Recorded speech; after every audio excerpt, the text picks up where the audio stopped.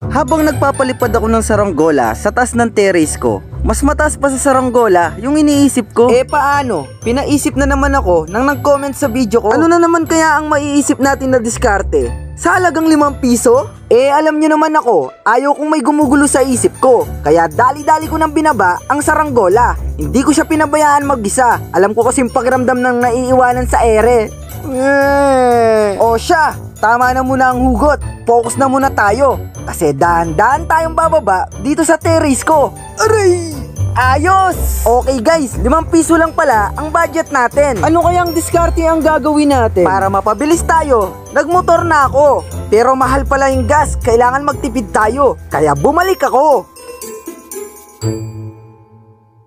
Okay, pumunta na pala tayo sa pinakamalapit na bilihan ng pagkain. Pero hindi talaga kasya ang 5 piso ko. Juice lang ang mabibili nito. Kaya naglakad-lakad na muna ako para makaisip ng diskarte na mabubusog tayo. At sa kakalakad ko, may naisip ako. Baka nakakalimutan nyo, dating Boy Scout to. Kaya excited ko nang gawin ang diskarting naisip ko. Kaya pinuntahan ko na ang tropa ko. At sakto, day off niya. At niyaya ko siya mag-picnic.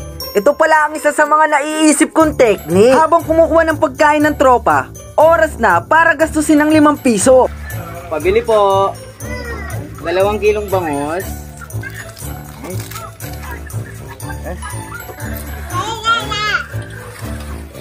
Ayos guys, meron na tayong ulam. At hindi alam ng mga tropa na ito ang uulamin natin. Pagbalik ko at meron na nga pagkain ng tropa, ano kaya ang ulam niya? Woo! Sarap! Ayos! Habang naglalakad kami ni Tusi, naisip namin yayain si Ashburn. Sakto, day off din naman. At sakto, wala din ginagawa. Kaya ito yung naisip namin na banding. Ang sarap kaya mag-picnic kapag kasama mo ang tropa mo, lalo na ang pamilya mo. Isipin nyo, 5 piso lang yung budget ko, pero nakipag-picnic ako. Kami kasing magtutropa, nasanay kami kung sinong meron, hindi kami madamot sa isa't isa. At kung wala ka naman, hindi naman yun mahalaga. Pero ang importante, bumabawi ka. Ayos! At papunta na nga tayo sa kubo. At para makakain na tayo. At sabik ko nang ipakita sa kanila ang ulam ko. At tingnan natin kung anong reaction nila. At make sure, imbis na magalit sila, matutuwa pa sila. Dahil napaka-solid ng ulam ko. Mga tol, ito yung ulam natin, tol. Ano yan, ma'am? Kasama, Pap. Ay, ano yan? Ano, Pap? Solid ba? Let's go. Ikaw, Pap. Gusto nyo yan, Pap? Favorite sizzling bangus, Pap. Pap, ako, Pap. Wala ako, Pap. So, ang gagawin ko, titirahin ko yung bola-bola ni Ashley. Ayos. Yeah. Wow, solid naman. Solid naman yan, Pap. Sa akin, Pap, singalit ka. Okay, so ayan po.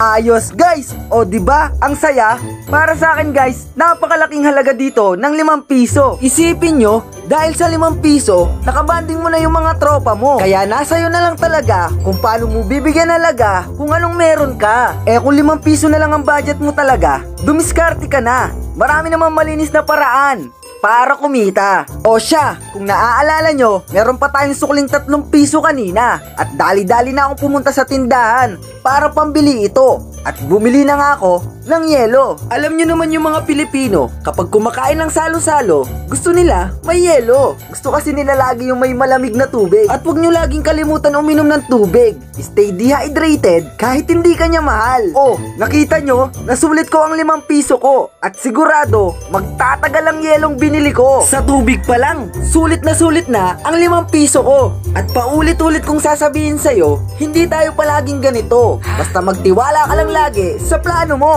O paano ba yan? Hanggang sa muli, magbabalik ang Batibot. Bye-bye!